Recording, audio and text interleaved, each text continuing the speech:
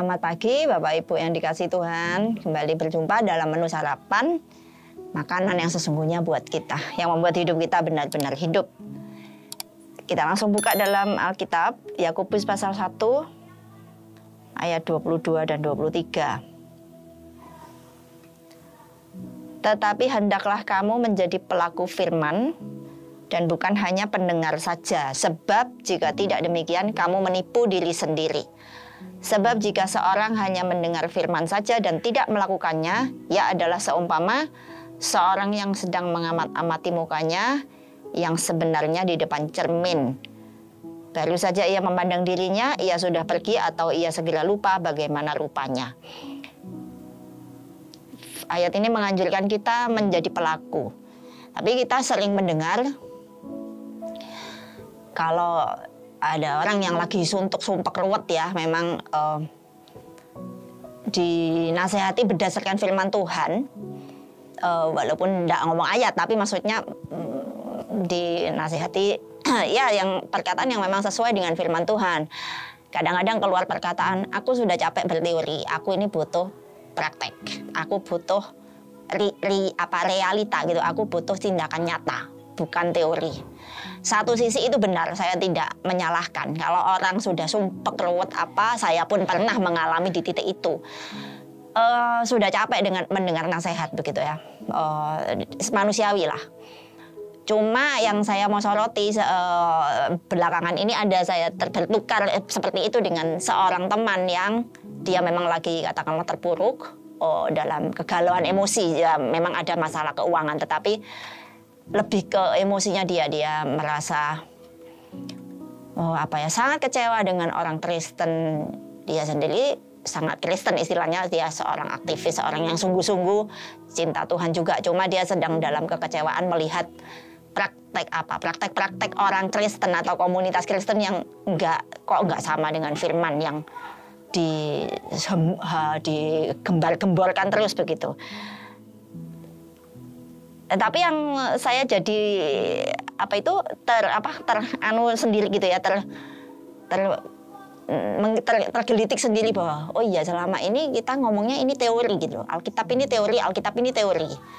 Ada sisi betulnya bahwa ini perintah Tuhan, kalau kita lakukan baru kita ngalami ya. Itu namanya teori, dipraktekkan baru kita alami hasilnya. Tapi yang perlu diingat, sebenarnya ini semua keluar, kata-kata petuah nasihat ini keluar dari orang yang sudah mengalami praktek, yang sudah berpraktek lebih dulu.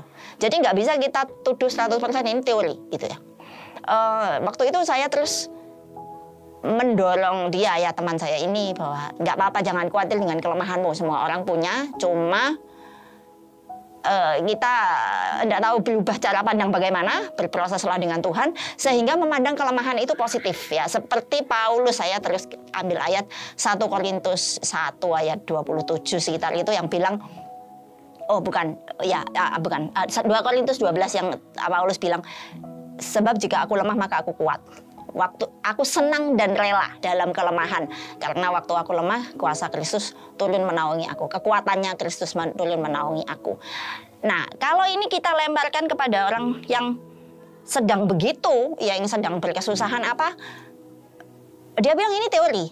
Tapi waktu saya membeakan ya ayat ini ke dia, tahu-tahu muncul ayat ini, saya ingin membangkitkan semangatnya dia dengan perkataan ini, dan saya jadi ngomongnya begini, ini adalah dari orang yang sudah mempraktekkan dan mengalaminya gitu ya.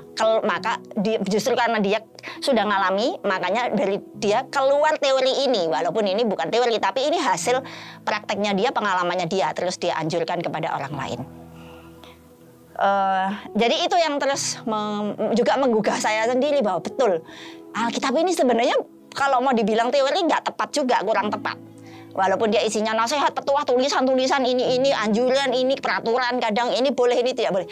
Tapi semuanya itu berasal dari orang yang sudah mengalami lebih dulu, dia taat kepada apa yang Tuhan katakan, lalu dia merasakan hasilnya, lalu dia tulis, dia catat, dan dia anjurkan kepada orang-orang lain, catatannya disimpan, tulisan-tulisannya disimpan, yang menjadi berkat buat kita sekarang ini. Jadi apabila kita merasa mungkin satu titik kita juga merasa ini teori banget aku sudah capek. Secara manusiawi tentu dimaklumi, tetapi kita juga ingat bahwa saya tidak bisa menuduh Paulus itu hanya berteori gitu, atau Yakobus yang bilang begini, atau malah Yesus sendiri ngomong ini ya itu teori gitu. Enggak. Adalah itu muncul dan itu ditulis ini adalah karena mereka sudah lebih dulu mempraktekkan, mengalami dan merasakan hasilnya, makanya mereka anjurkan kepada kita.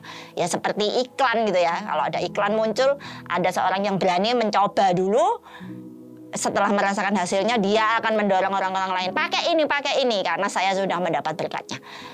Ya satu sisi kita adalah orang-orang yang mau dipakai sebagai iklan,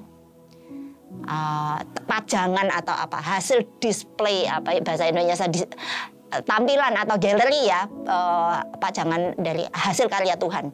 Kalau Tuhan sudah berkata begini, kita lakukan, dan firman itu berkarya di dalam kita, melakukan perubahannya, menghasilkan produknya apa yang memuliakan Tuhan. Kalau kita pergi keluar, kita seperti pajangan dari Tuhan yang bilang sama dunia, lakukan seperti ini hasilnya, yang orang-orang yang mau melakukan dan menikmati apa yang kujanjikan sebagai hasilnya. Jadi itulah hidup kita untuk itu, bersaksi melalui hidup kita sendiri, pengalaman kita dengan Tuhan yang hasilnya terlihat dalam perubahan hidup kita itu, sehingga kita tidak lagi buntu dengan kata ini teori saja, tapi kita kalau orang bilang sama kita kamu berteori, nah kita bisa bilang iya, teorinya pertama memang aku dapat. Buat aku waktu belum melakukan itu menjadi teori, tapi setelah aku lakukan itu benar-benar menjadi praktek nyata, menjadi bagian dari hidupku, dan aku menganjurkan itu kepada kamu. Ya, demikian inilah hidup orang-orang yang bersedia terus-menerus belajar jadi pelaku firman. Sekian firman Tuhan, renungan firman Tuhan. Terima kasih, selamat pagi.